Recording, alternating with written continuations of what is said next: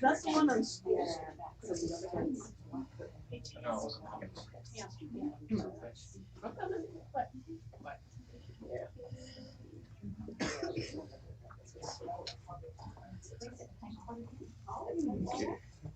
We are live now. I apologize for the quality, the video quality, but the audio quality is going to be optimal. You have a couple sound engineers watching. Okay. So. Sure. All right. This is Bonnie and Andy. Bonnie is the co-founder or founder? All right. You have to let me know if it looks okay. So, just let me know if you want less camera and I can move it. Well, there we go. All right. We're ready. Are you guys? We're gonna start. So did you just want to start with the tour? Yeah. Then? Yeah. Okay. Do you want to lead the tour? Or you want me to? Go ahead. I can hold it. Okay. Since you asked. Yeah. All right. So this is the main area of our shelter. We'll get to some of the other parts for those that aren't here, but the main area is where we have adoptable cats. They're in cages here because of a couple different reasons. One is maybe they're very new to this shelter. We like to keep them at least a week or two out in this area just in case they break with a cold or something before we move them to the community rooms or free roaming areas. But also, another reason why they might be here is because A, they don't like other cats, and so they can't go into a free roaming room, or B, they're on special diets, so they can't eat what everyone else is eating. So that's primarily why we have cats in cages. We're really low on cats right now, which is a good thing to have, or a good problem to have. And we keep all of our cats' information on these whiteboards and a little bit of a bio about them here as well, so that potential adopters can see where we got them, what their backstory was, and if they're on any medication, special diet, anything like that, they need to be aware of. All right. So normally the shelter holds about, we have 65 to 70 cats in the shelter. I think we've probably got 25 right now, so we're super low. But normally we would have, 65 to 70 cats here. Yes. I have a question. If anybody would be interested in doing one of these cage sponsorships, how would they do that? Yeah. So cage sponsorships, we have just a little form. It's $250 to sponsor a cage. We make a little plaque. We also have suites, which we'll show on the tour. And we do have sponsorship for our free roaming rooms as well. And those we typically do at our auction. We auction off sponsorship for those rooms. So if anybody was interested in that, maybe they could get in touch with Christine. Yep, absolutely. Thanks for that. Yeah. All right. Say hi, Bunny. Yeah, Perfect House is having a shortage too. Yeah, is that right? That's Yeah. good. Yeah. Like to get put out of business. In case anybody hadn't noticed, I just wanted to shine a light on a little boy that's sleeping right now. His name is Possum. He's leukemia positive. And so we're an organization that saves them all. We just believe that there's room, there's hope, and there's no reason why he shouldn't have the same wonderful life as someone who is negative to those terrible cat viruses. And he's awesome, by the way. He's crazy when he's awake. He's available for adoption for sure. Yeah. We got him from a shelter in Eastern Washington, and he was only about 8 weeks old. He was half the size that he should have been. His eyes were crusted shut. We couldn't see his beautiful blue eyes. We couldn't tell what color he was going to be. He was dirt brown, and so skinny. He had ringworm all over him. And so he was mostly bald. And he came as a bonus with some other cats that we took in. It's like, oh, by the way, here's a kitten. So he had to unfortunately go in ISO for a while, get treatment for his ringworm, and he just started to blossom. So unfortunately, FEO positive as well. Blossom despite what you were doing. That's right. I know, right? So he's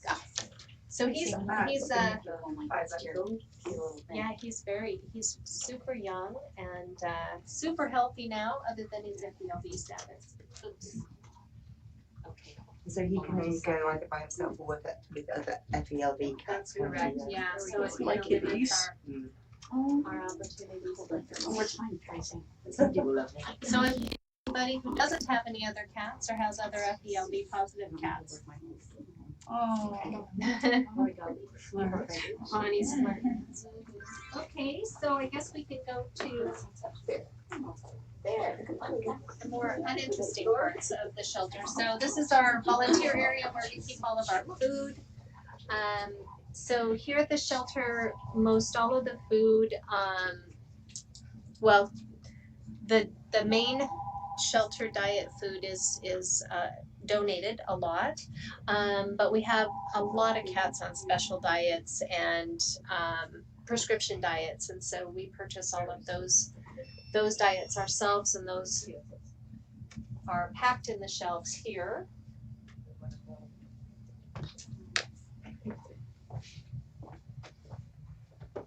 Lots of special diets. We have a whole nother storage room that's full as well of other food, but suffice it to say, we go through a lot.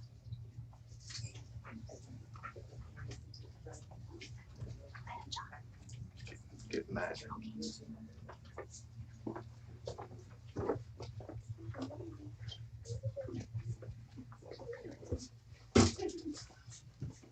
And Batani's second feeding is in the fridge, evidently. So one of our kitties here gets feedings at off times. He gets fed throughout the day.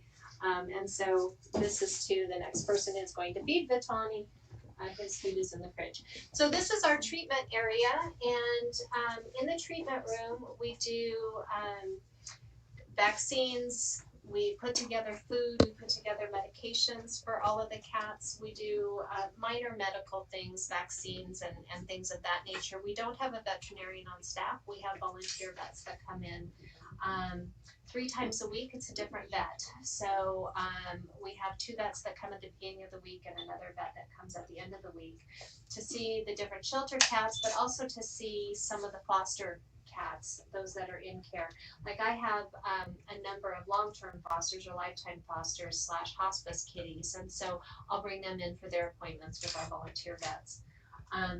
We have specialists that come into the shelter, and we would see them here, and those are cardiologists, those that do ultrasounds. They'll come in, and like Bonnie, one of the kitties out there, she just had her ultrasound day before yesterday, and so we have folks that come in and do those procedures here for us.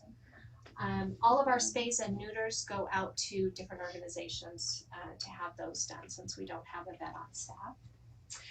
Also in here we have 3 cages. This used to be our intake for the whole shelter, and so we'd have these 3 cages, and then we'd also have to put kitties out on the floor that we hadn't even intaken yet.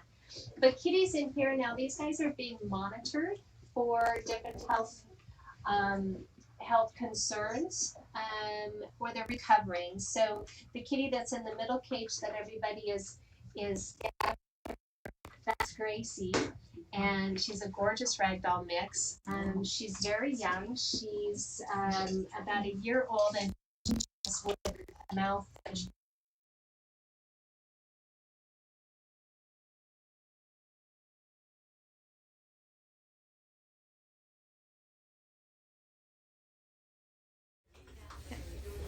Alright. We're going to go ahead and continue the tour in here. If anybody wants to hear about the intake room, we'll be over here. I can hold it, you can hold it. Okay. So this is our intake area. So this is where all new cats come to us. We do general intake exams. Intake exams consist of blood work for all senior cats. We'll do full senior panels if we think that they're 10 years or older, or if they are in questionable health, we'll run full blood work. We also will run urinalysis. We do vaccines, deworming, all of the normal things, flea treatment, and so forth. All of these cats have come to us recently, and some of them are here longer than others in intake simply because we need to get appointments for them to be spayed or neutered if they come to us not altered. Others have some health issues, like these two sisters were returned to us. They were adopted as indoor-only kitties, and they came back to us with feline leukemia. So she's positive for FELV. Excuse me, her sister is not. So we have them separated right now. She's had 2 FELV vaccines to protect her, and then we'll rerun blood work and then get them back together again. But we will need to find a foster home for them.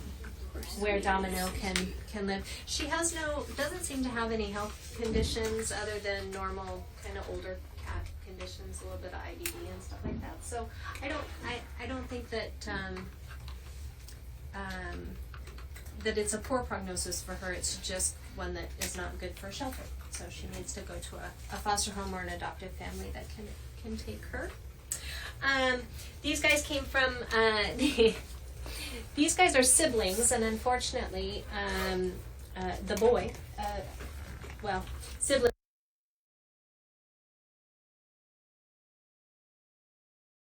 And I heard we had 2 sets of bottle babies yesterday that were in here that went out. Just missed them. Yeah, so. And then we have another laundry room. Ooh, laundry. Wow. Yay! Because there is so much. Yeah, I know, right? And our washing machine died recently, and so we just got a new one on Tuesday. I'm really excited. We put a note out to everybody. Yoo-hoo! We can do laundry. So was it donated? Pardon me? Was it donated?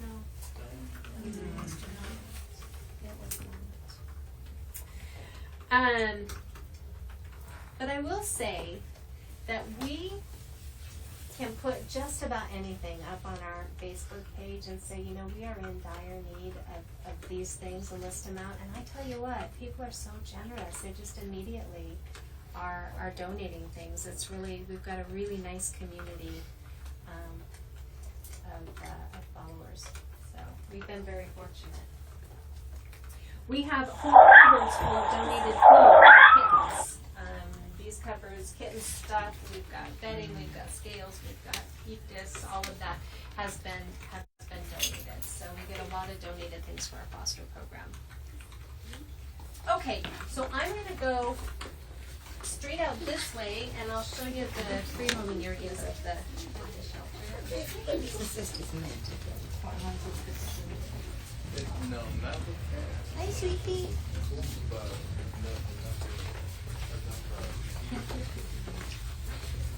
Oh boy. I'm going to stand here. We want to all filter out that way. Okay.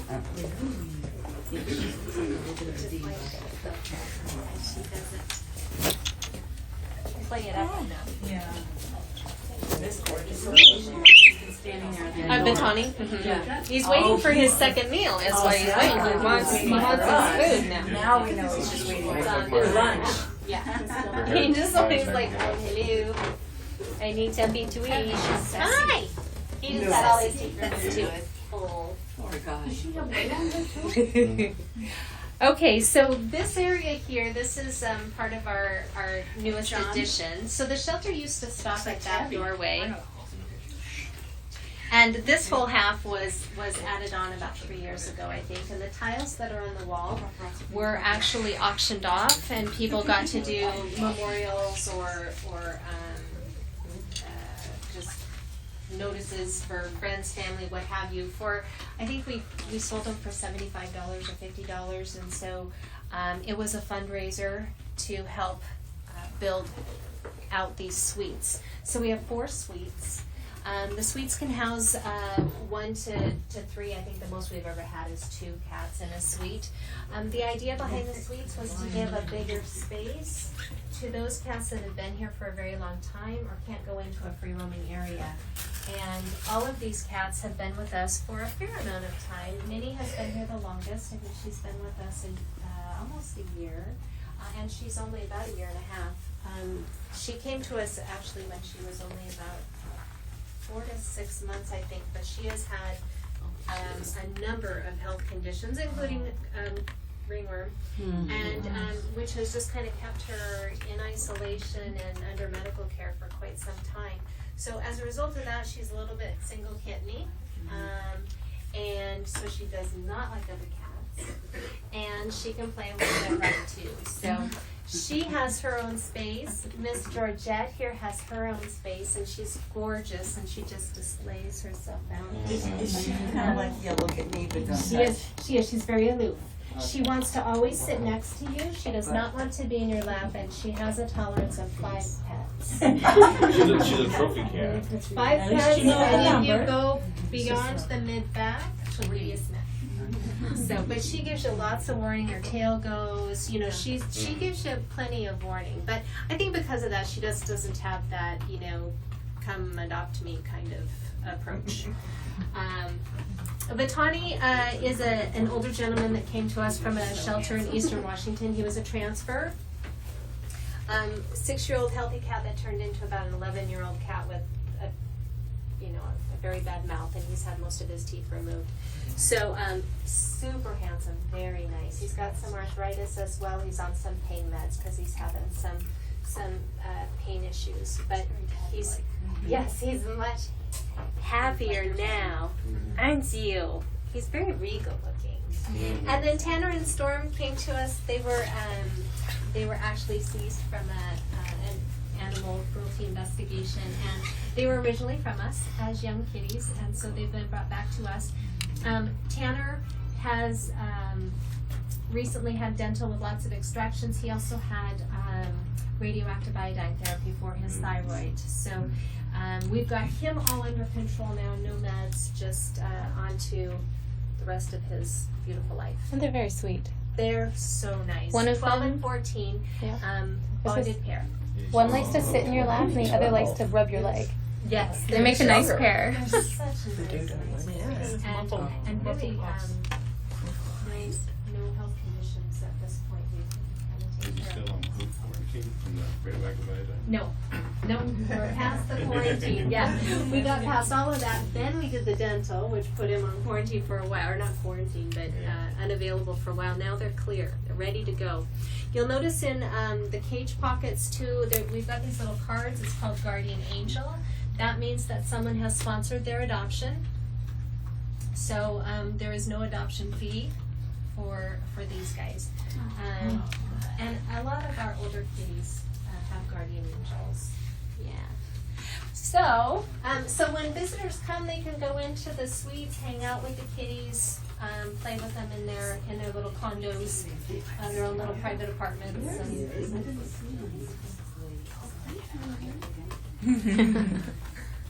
All right, now to the free roaming rooms.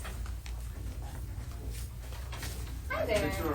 I come out to have allergies. Oh, I'm sorry. And then we locked you out? How rude of us. I'm sorry.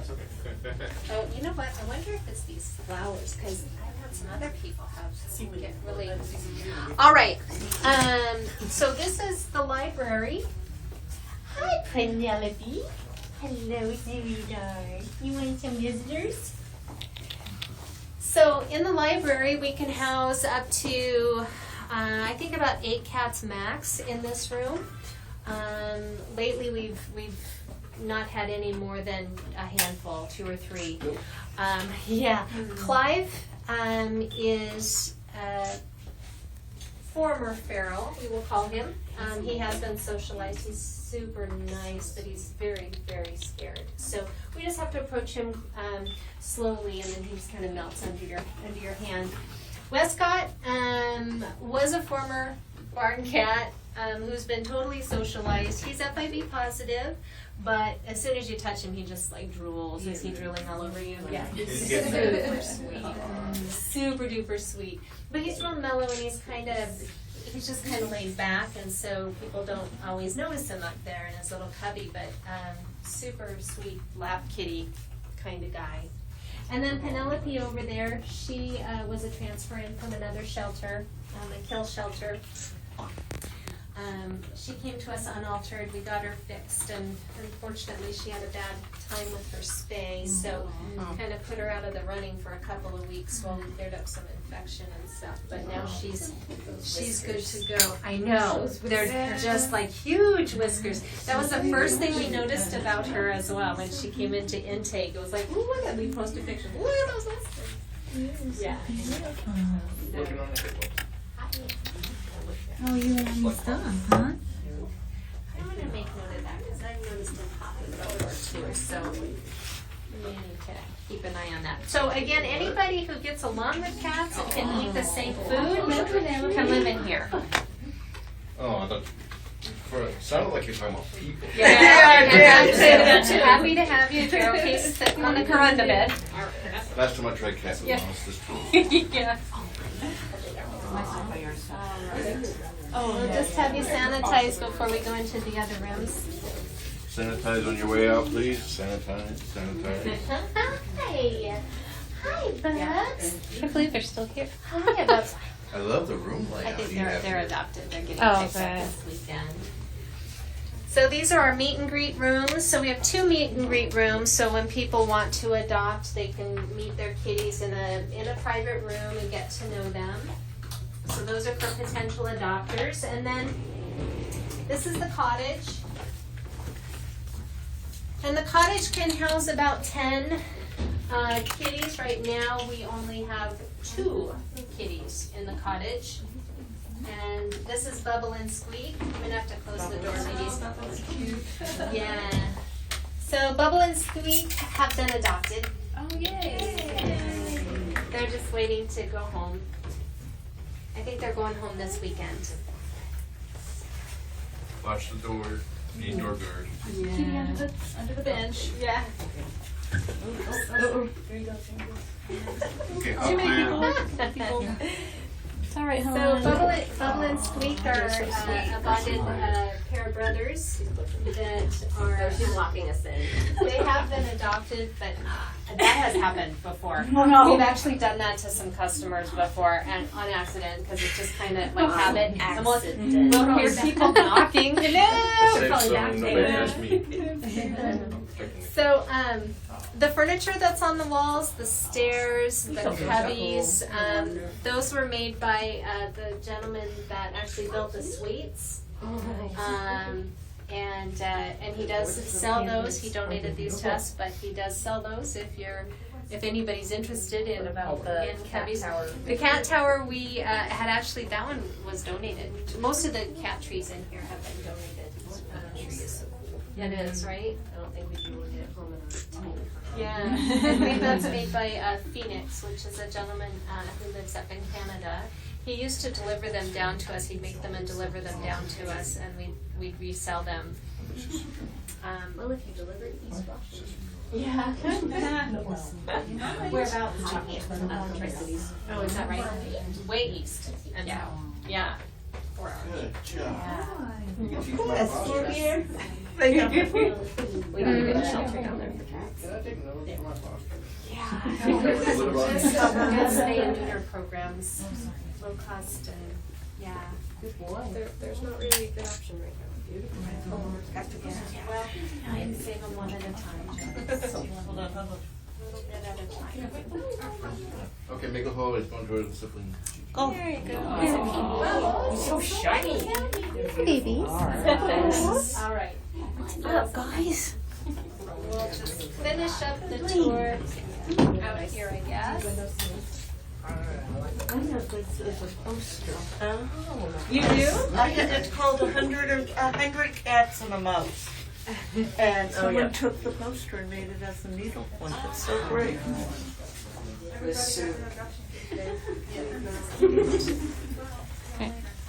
So one thing that I didn't point out when we went into the library, you'll notice that we do have FIV positive cats and FIV negative cats in these together. We don't believe that they need to be separated. That tends to be the thinking now in more progressive sheltering, I guess. And so we oftentimes have FIV. And so Clive is FIV positive, Westcott is FIV positive, Penelope is not. So that's it. That's all of MEOW. That was.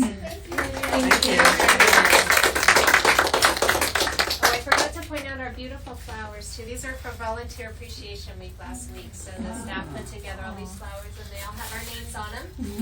So there was more. They were all strung around the shelter. Yeah. I've been here for 100 years or so. So, and Bonnie, that was thanks to Bonnie. I started as an adoption counselor, and about 3 months later, she says, "There's these kittens in a garage. Would you like to foster those?" And then I ended up keeping 2 of them. 6 cats, but yeah. And those kittens in a garage ended up being 5.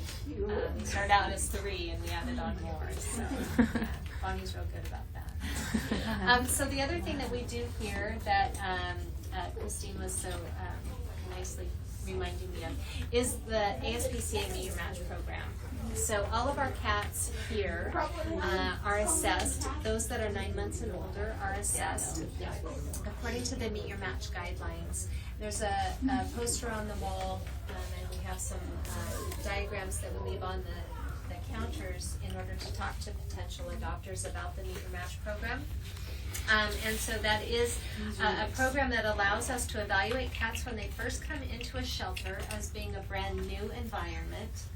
And it assesses the cat's level of confidence or valiance is what they call that, or refer to that as, in a new situation, as well as their level of sociability from the most independent all the way up to the most gregarious. And what that allows us to do then is to help us make lifelong matches, hopefully, for potential adopters and their cats based on our understanding of how the cats will behave going into a brand new situation and how they'll interact with their people. So when the adopters come in, they fill out a survey, which is a part of our application process, and then we get to understand what their requirements are in owning a cat, or having a cat own them, and what their household is like. Are they in a very quiet household, or do they have children coming and going all throughout the day? Is it like a carnival is one of the categories.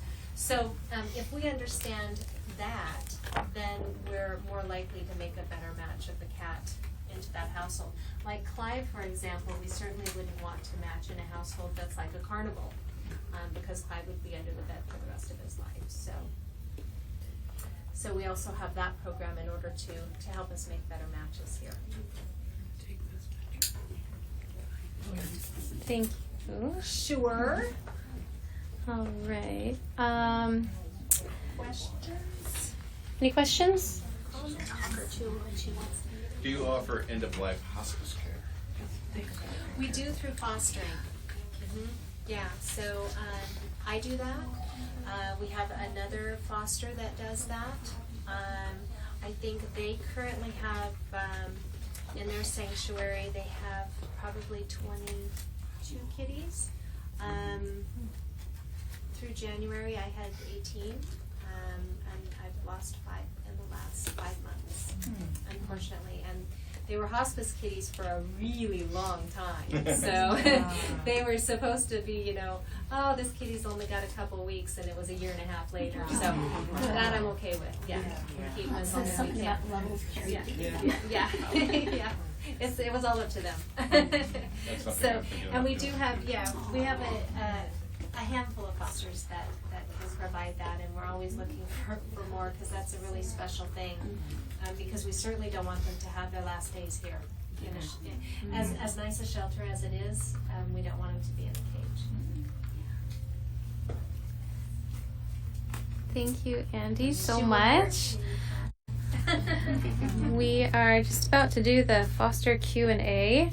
And did you guys want to sit out here, or did you want to sit in the library? There might be more room here. Okay. If that's not a problem. Do we have a couple? Chairs? Yeah, that would be I great. have a couple of chairs, but you guys are all gonna have to pile up on laps or something. Oh, just for maybe the people that are doing the Q&A part. Yeah. Is anybody willing to be the cameraman for the Q&A? Thank you. So if you touch anything that pops up, it'll turn the stream off. Just like that. Yeah. No touching. Yeah. So maybe we can do it over here, guys.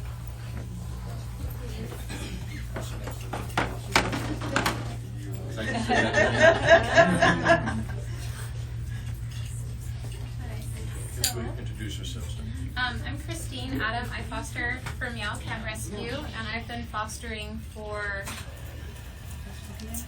since shortly after John took pictures of Connie's fosters at the Kirkland Petco location.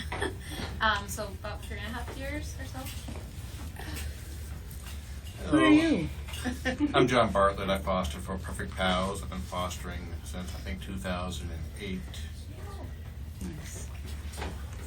I'm Janice Adler, and I foster for the Providence Animal Rescue League in Providence, Rhode Island, and I've been fostering for 3.5 years. I'm Katie. I don't currently have a dealer, but I'm looking. I'm in Southeast Washington, so. Great. And our moderator? I'm Jean Patterson, and I will be facilitating the discussion, and I have a few questions prepared, and then we'd like the audience, both the in-person audience and the live stream audience, to pose questions to our fosters. First question I have, and this is probably a question you get asked quite a bit, but now we'll have it for posterity since we're recording this, because it is, what inspired you to start fostering?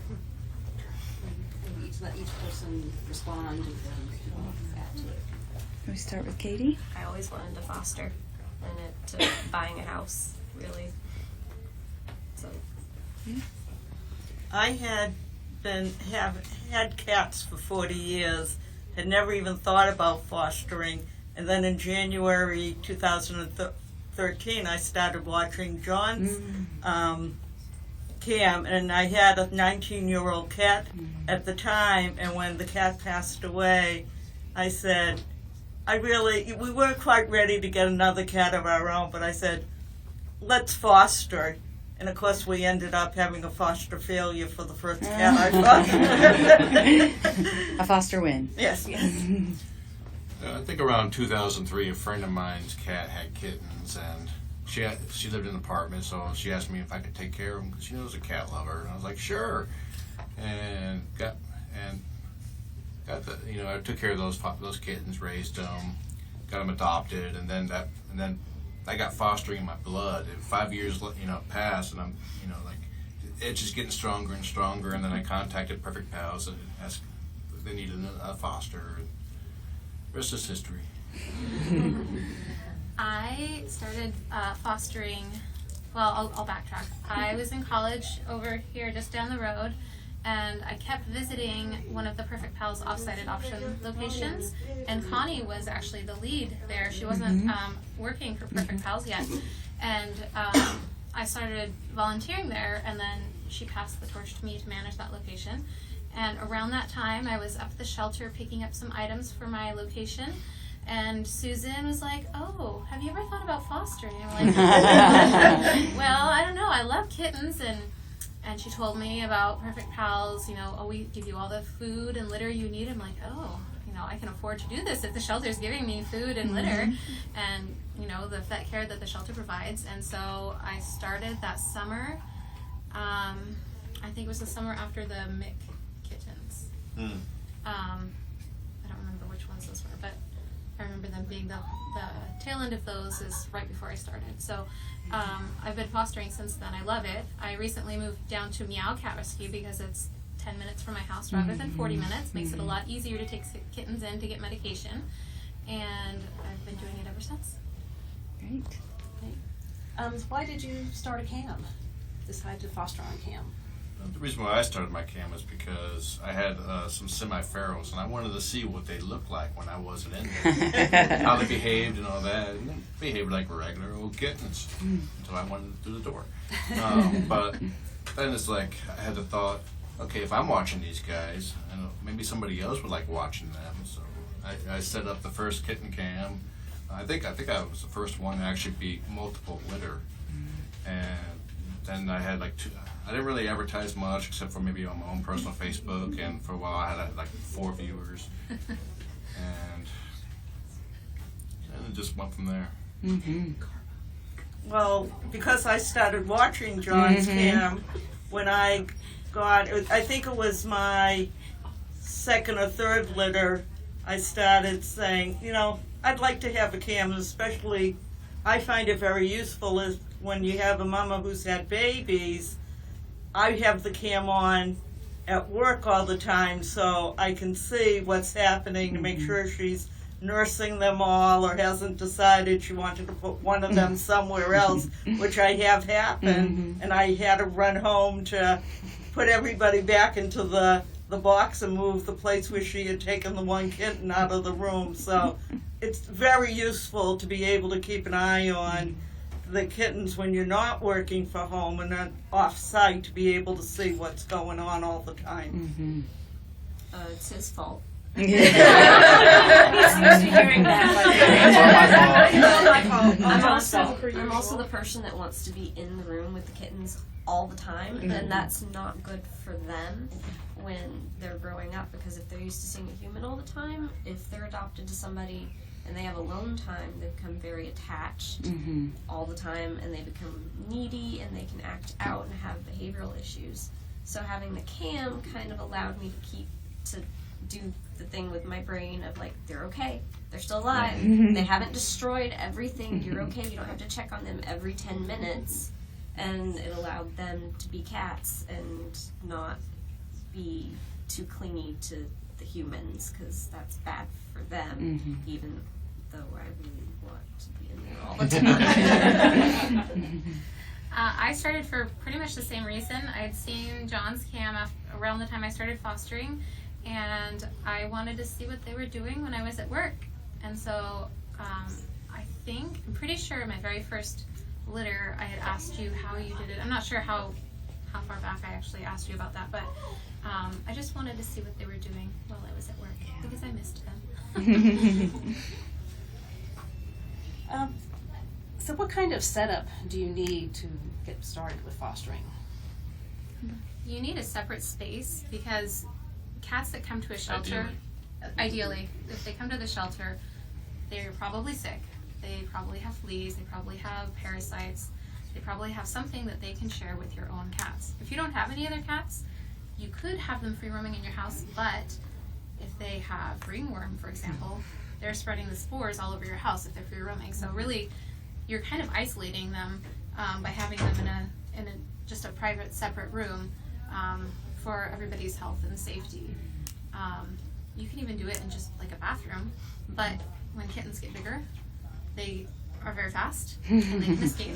So They could turn on the water and flood your lower floor. they could. They could. That first set of kittens I was talking about? That happened to Sarah Donner too. What did that be? Oh, hers was a full basement. Anything to add to that? Well, I was going to say, I live in a townhouse condo which only has 2 bedrooms, one of which we use for our computer room. So what I actually did, because I had a full basement that was L-shaped, I was able to have a contractor come down. At first I just let him free run in the basement, which really isn't a good idea, but I had a contractor come, and it was actually only $400. He screened in like this whole area that's probably 10 by 12 with a screen door, using not regular screening material because kittens can rip it, but something called hardware cloth, which is a much heavier screening material. So I have that with a door that has a hinge on it that'll automatically make it shut, so that the cats can't push it open, and it has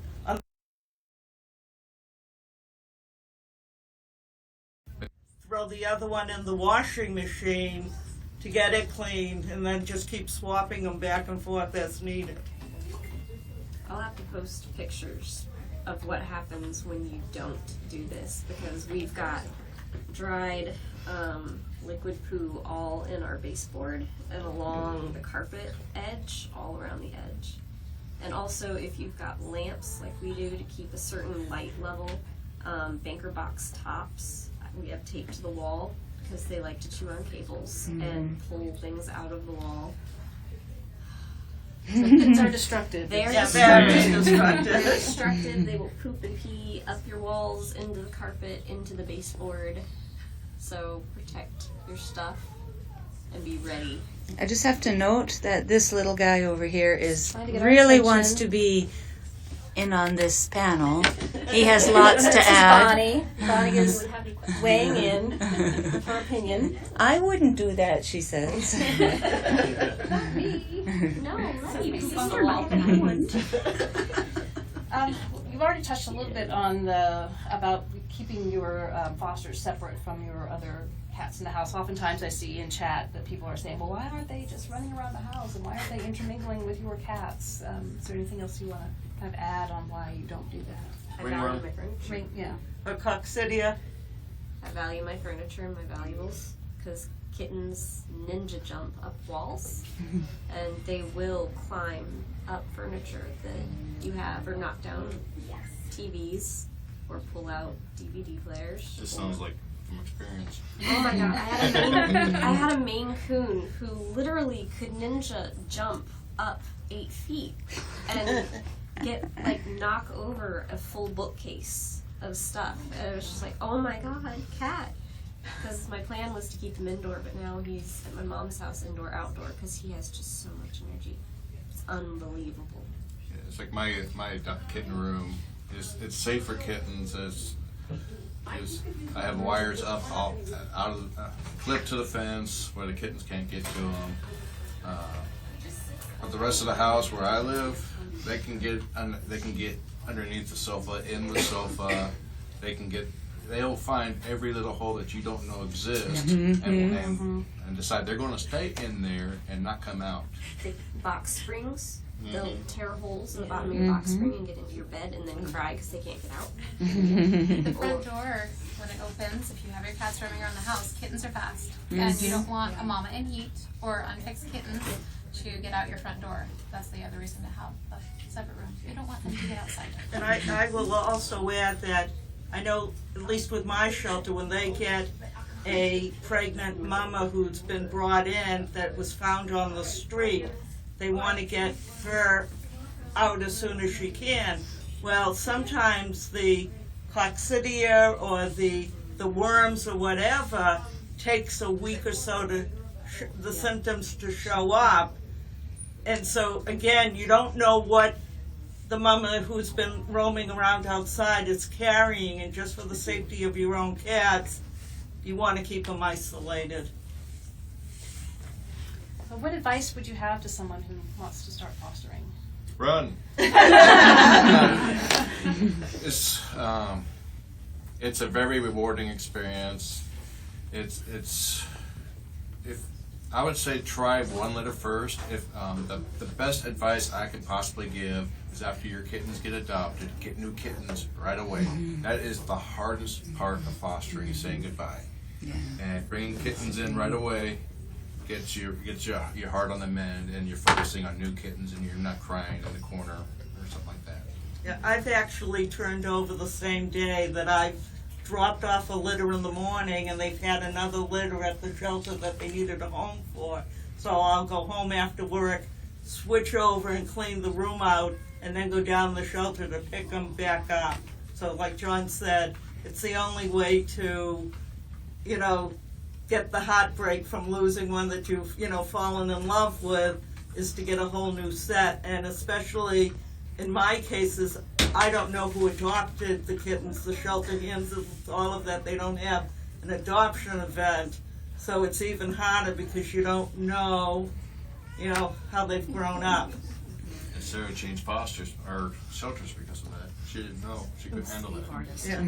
The another thing to keep in mind is you think you're only going in for 10 minutes to clean the litter box, but your spouse will miss you because you spend so much time, or your significant other, or your friends, or everybody else in the world that you used to interact with outside of work will miss you because you spend a lot of time in your room, or at least I do.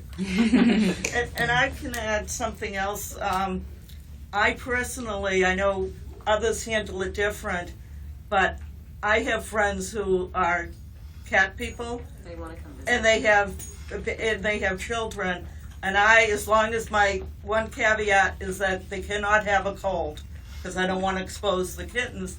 But I let them come over with their children, supervising it obviously, to get the kittens used to children, so that if someone comes to the shelter and wants, has children and wants a kitten, that kitten has been exposed to how to be handled by a child and everything else. I have one set of friends, and they have 2 kids who are calm, and I know how they act, Right. and they'll listen to me. And so I will let them go for very supervised visits, because they'll sit still and they'll pet in a controlled Right. manner. And if they get overexcited, the kittens at least have that experience, but they won't grab or yank or anything. But then the kittens have that experience, and we know how to interact.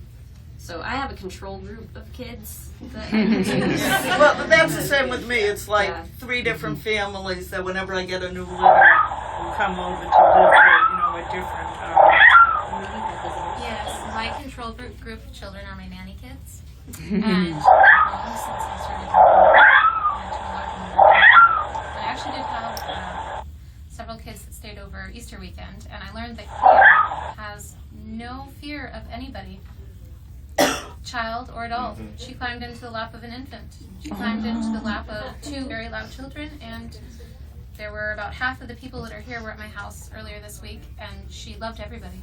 Nice. So, invite your friends over so you don't lose track of these friendships. Sorry, guys. The other benefit of inviting friends over is that they fall in love with the kittens and then want to adopt them. So I have adopted out to my friends, going through my shelter, of course, a number of my kittens that way. And then your kittens get good homes. Right. And you can check in and be like, Right. Go visit. Can I come over? I've done that. We have a question from the audience. So, and this is actually from live stream. There have been several requests for John to teach a master class on cat spanking. black and white one in there likes it. Oh. I tried maybe we can do briefly. that. Yeah, I tried briefly, and she went for it. See, I'm not the only one. Any other questions from the in-person audience?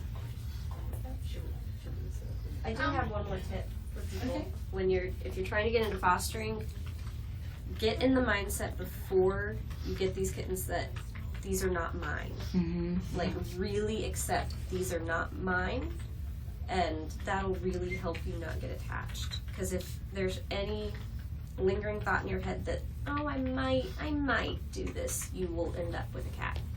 Make a promise to yourself, swear to yourself that you will not adopt. If you think that you may still do it, say like, okay, I'll adopt 1 out of every 42 litters. No, something like that. But yeah, it's like to make Just pull that one out of here. it's make sure that if you do decide to adopt, that you have room in your house and all that. I've had some that, like Spock, that was extremely hard for me to give up, but watching Spock in his new home, that was perfect for him. He was like up the blinds and everything. The best advice, 2 tips for fostering. First one is to fall in love with them, and that kittens are like kids. They could tell when somebody is faking. So if you want to make the best possible kitten for somebody to adopt, it'll break your heart, but fall in love with them. The second one is there will be poop, and there will be lots of it. Where's your poop at? It's in my car actually. If it's like I tell people online, it's like they go, ooh, poop. It's like give me 2 months, you will be cheering for poop. I promise you. But yeah, poop is a fact of life when you foster. It comes in all grades. All shapes and forms. Yeah. And especially if you have like a mama and not 5, or I have now 6 babies using the litter box. Yeah. There's a lot of poop in there. And if you're squeamish, there are hacks. Like, I use rubber gloves sometimes, and if the smell is horrible, get a dust mask, 1 drop of peppermint oil on the inside. That's Salt. really good tip. I used to use gloves too. I just sanitize my body. Well, like but then you're washing your hands a lot, Yeah. and I live in the desert, so my hands get super dry. So I'm like gloves. Yeah, Sarah has that same The issue. long gloves, the dishwashing gloves. It's Yeah. just it's easy. I just keep it over with the scoop, and then sometimes they chew on it, so then I have to put it up on a shelf because they're like, I'm not supposed to get into this. So of course it's the thing I want the most. One question that I want to address that we talked about earlier was the cost of fostering. That was going to be my next question, actually. Okay. It can be as little or as much as you want. Most shelters, when you're fostering, will give you all the food you need, all the litter you need. We'll even have toys that have been donated that you can take. So it can cost you very minimal to foster. Or you can, buy things on your own, which is what I do. And if you're doing that, if you keep all of your receipts and make a spreadsheet at the end of the year and you itemize your taxes, you can actually donate what you've spent on the fostering, assuming that your shelter is a 501c3 shelter, and it's all tax deductible. I went from owing to getting a refund, thanks to And the other one hint I wanted, if you want to buy something big like a treehouse, wait till Cyber Week. I've gotten such great deals on things like that when I order, after Black Friday, the first week in December. And a further note on that, Janice and I kind of put together a rough estimate of what we thought cost per litter. Her shelter, the kittens get fixed at 2 months.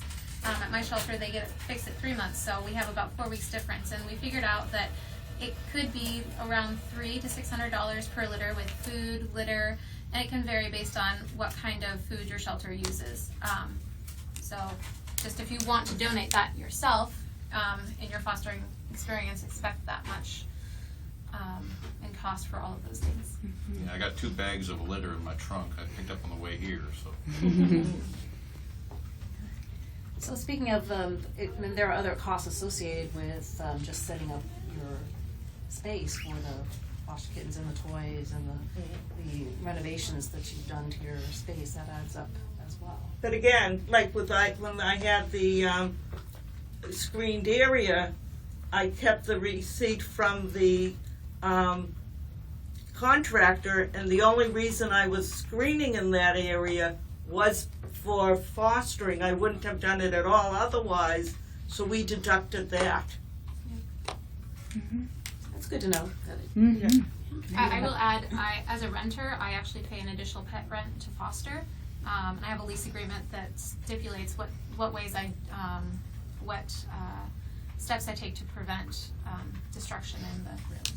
You're really fortunate because I know a lot of CAM viewers that have shown an interest in fostering have said, well, I can't do it because I am a renter and you need to have your own home. But you're saying that it's a possibility to foster.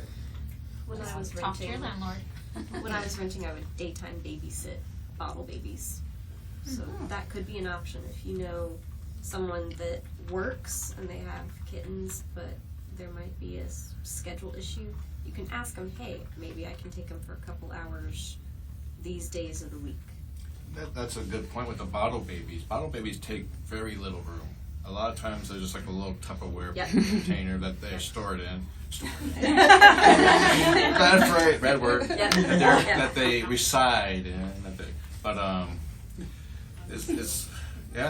If you wanted to try bottle feeding, if you're a stay-at-home adult and don't mind not sleeping, you can try that. They take more time than they do space, right? So how does your shelter handle the adoptions when you foster kittens, cats, whomever you're fostering? I'm not actually an adoption counselor here, but Andy, could you tell us a little bit about adoptions here? Like what? Like what about it? When her kids Yeah, were kids are done. ready for adoption. So they come into the shelter right after they get fixed. So we'll get them fixed, spayed or neutered, and then we'll bring them into the shelter that same day. And they'll recover. Sometimes we'll ask Christine to keep them if we don't have space in the shelter for another week or two. But as we have space, the cats come in, and then they go up for adoption. Kittens under the age of 6 months go out with other kittens under the age of 6 months, or a young cat that can socialize them. So if the adopters have another young cat in the home, that's okay. Otherwise, they would be required to have 2 kitties in order for proper socialization, so that we don't end up like 20 in the background. So, is that? I can help with that too, because I adopted from here, from Christine, and I had been watching on her cam and said, I want to adopt this kitten, and so Christine talked to you guys and said, I have this person who's coming, and I filled out the application, and I came in and I said, and Christine said that she was going to talk to you, and so that kind of helped facilitate me getting the kitten that I wanted. Yeah. So really part of the CAM is helping advertise your kittens and cats. Yeah, we get lots of applications from folks that are looking to adopt Christine's kittens. Especially Woody. And pre-screened by you, friends, yeah. My shelter handles it a little bit different. When they're 2 pounds and 2 months old, they go back to the shelter to be spayed and neutered, because they have the facilities there. They have volunteer vets, but they do surgery every single day of the week, and then they have 1 day that they have for recovery, and then they go out onto the adoption floor. When I first started doing it, I had no input into who was going to adopt them. Now, however, because it's going on 4 years, they'll say to me midway through the litter, oh, do you have any friends who want to adopt any of these? And what I do is, when they go back for the surgery, we put a hold on those kittens that my friends want, so they'll come down the day that they would go on the adoption floor, adopt them and take them home, and then just the rest go on the adoption floor. So that makes it, they appreciate me finding homes for them rather than them trying to find homes. They do not have, unlike your shelter, a policy of they have to adopt more than one. I think the difference is that my shelter is an inner city shelter. So, they have a number of clients who may not have the money to adopt more than one, or to be able to feed more than one. And as a matter of fact, the shelter has like a community food bank for low-income people to pick. It actually is a shelter that has cats, dogs, and small animals. So they have an inner-city food bank for the animals, that people who meet the requirements can come in and get cat food and dog food from the shelter. Good. Yeah, and we do discuss that with our adopters, because having 2 is a commitment, both from an attention perspective as well as a medical perspective and cost. So we always have that discussion with our adopters, and they need to, it's a big decision. It's 3 litter boxes when you have 2 cats. So do they have room for 3 litter boxes, or even 2? Sometimes that's been a deciding factor, even, because they don't.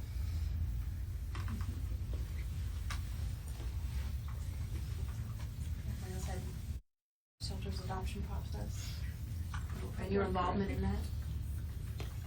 The shelter I was involved with would, when the litter was spayed and neutered at 2 pounds, they would go to a PetSmart, and then went from there with applications. And that was a shelter run room? Yeah, it was. It was by the shelter, that whole room. PetSmart had nothing to do with the room. They just had the space. Which PetSmart seemed to be good about doing, working with shelters.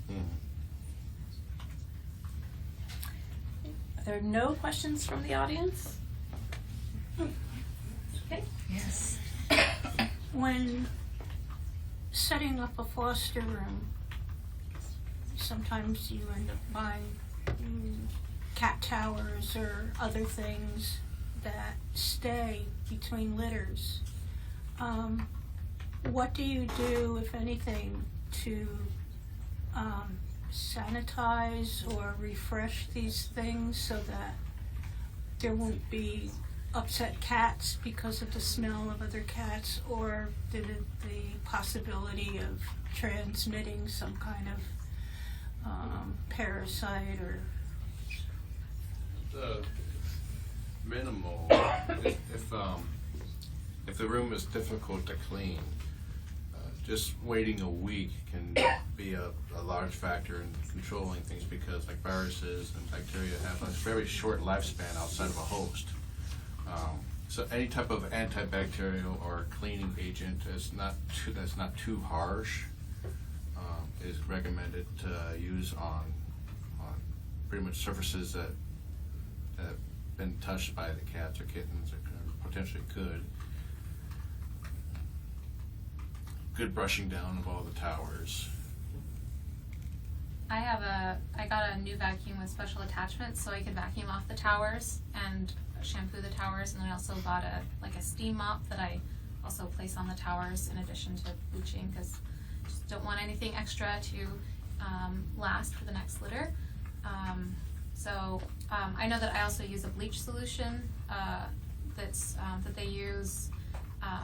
The combination of, or the ratio of water to bleach is similar to what they use in the shelters for sanitizing between cats. I would say that, like for instance, the mama that I have now, I had her for 5 weeks before she gave birth. I'll have the kittens for 8.5 weeks, so I'm going to have the group for over 3 months.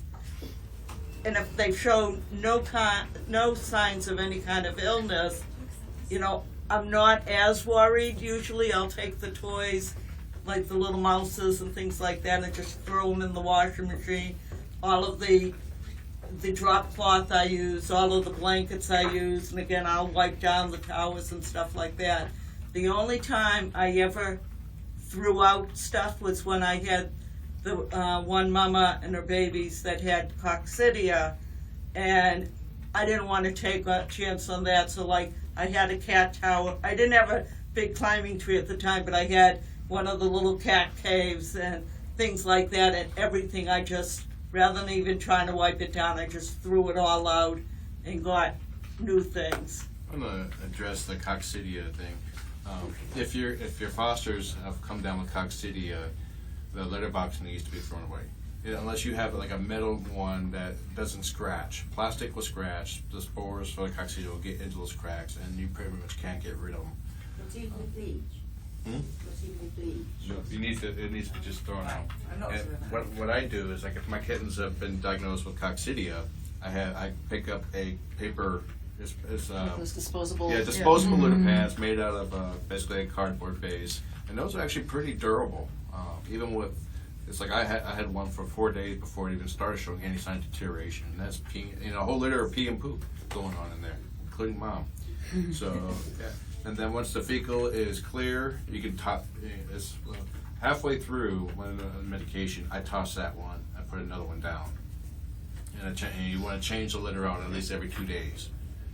And then once the fecal results come back clean, then you can put down the regular litter pan again. But every litter should get started with their own litter pan. Did you have anything you wanted to add, Katie? It's all been covered. Okay. I might set some stuff out in the sun if it's summer. Yeah, that's a good idea too. Yeah, that's a good idea. Coccidia is extremely infectious in the wild, and you will have kittens with coccidia. It's not an if, it's a when. But it's nothing to be too concerned about. It's caught early. It's very treatable. It's not as deadly as the internet would have you think. Seems like you had a litter with coccidia every litter Yeah, it lately. seems like every 2 to 3 litters I have one with coccidia. Yeah. Last year it was really prevalent. In this area. Yeah. Okay, we need to kind of wrap things up. Do you have any last words that you want to share, or anything that I haven't asked you that you want to? Yeah. You're burning to tell people. I was gonna say, just find a good balance between kitten time and human time, and just just have a good balance between taking care of yourself and taking care of the kittens, because it's so easy to get all of your energy wrapped up in caring for kittens, especially when they're sick. So have somebody that you can check in with so that you're finding a good balance. Do you find the CAM helps you with that, having that CAM Yeah. community? Yeah, it does for sure. And it's like Katie said earlier, you don't want to spend all your time in there. It's like you'd be sitting in the living room and hearing a crash, banging and booming and all that. And that's normal. Have a cam, a little drop cam or something, just so you can keep your eye on it if you don't want to share on the internet.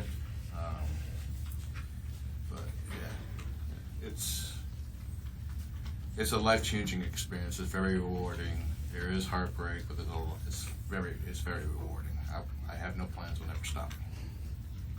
And I would say the same thing, foster, it just makes you feel good, and nothing is better if you've had a tough day at work to come home, go down into your kitten room, and just sit there with them running all over your lap, Or lay down Kitten and therapy. start We call it kitten therapy. Yeah, kitten therapy. Yeah, it's really rewarding to have, especially maybe formal ferals and just watching them blossom. Oh yes, that's a special joy.